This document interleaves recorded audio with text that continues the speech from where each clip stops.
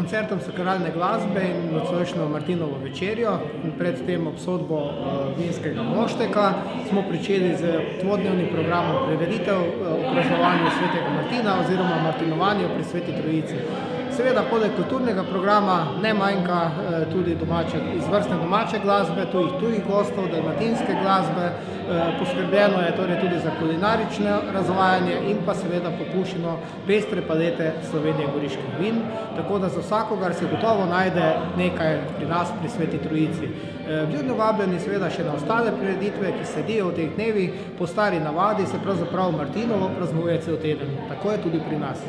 Deželnica sonca in grozdja, ti meni najdražji si drag. Abrahama sedem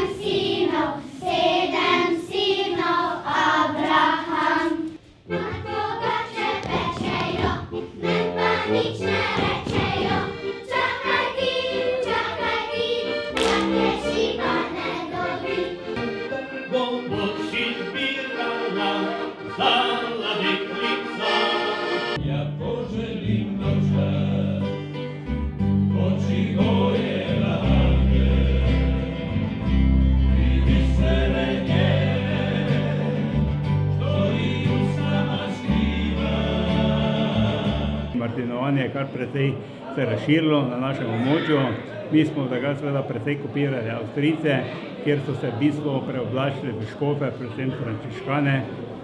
Seveda tukaj v Sveti Trojici, že rečemo ime kot kraj Sveta Trojica, nam to nekako ni bilo najbolj všeč. Nismo pa imeli druge možnosti, nekaj pa se seveda za ta praznik mora narediti. Zato smo se potem nekako dogovorili, nekako skupno z turističnim društvom, dramsko sekcijo, da smo naštudirali skeč v obliki obsodbe moštva. Vinograda ni obdeloval, kolje je razmetaval, v sodih je razgrajal, v kleteh je spuščal nevarne pline. Pa to niso hudobije, kaj so mi bile očitane, ker to je pravzaprav delo mošteka. To je delo, to mora moštek delati. Da po sodih vre, da spušča vonjave in take stvari, ki so mu bile očitane. In sedaj pa seveda čas, da se to konča. Policija, nemudoma osvobodite tega mošteka, da na ta dan svetega Martina da prostor mlademu vinu, ki že čaka, da zavzame njegovo mesto. Naredili smo malo drugače, iz tega je nastala parodija, ki mislim, da je bila v tem okolju kar dobro sprejeta. Rezultat pa je obsodba mošta, spremenili smo ga v vino, moštka pa nagnali do drugega leta. Tudi maše ni pravzaprav brez vina, zato smo tudi to vino blagoslovili, da bi hkrati takrat tudi prosili Božjega blagoslova, tudi te zmernosti in da bi nas pravzaprav vino povezovalo, prijateljilo med seboj in da nas ne bi razdvajalo ali žalostilo. Me pa zelo veseli, da smo bili deležni tudi kulturnega dogodka, se pravi ne samo to, kako iz mošta nastane vino, ampak tudi v cerkvi, ker je bil koncert sakralne glasbe in to je tisto, kar tudi potrebujemo.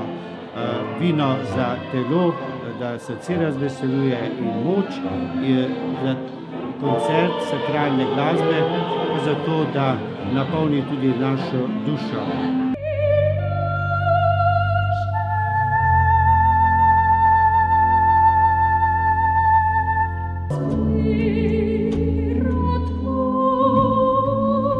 Zelo sva vesela, da v bistvu ob takem cerkvenem prazniku, ki je postal z leti bolj ljudski, date toliko poudarka tudi na duhovnosti. Upam, da so s tem programom nekako razveselila vse prisotne na koncertu. Čisto slučajno sem se znašel tule pri Sveti Trojici, čeprav sem tukaj že velikokrat bil, tudi s televizijsko ekipo. In moram reči, da sem predvsem najbolj presenečen to, da ste šli na ta nov način blagoslova vino, kar pomeni, da so ga blagoslovili res patri in ljudje, ki dajo blagoslov vinu, kajti vinogradniki tukaj in povsod po Sloveniji delajo za to, da bi jim vino prineslo blagostanje, veselje do življenja in da bi bile njihove družine srečne, zadovoljne.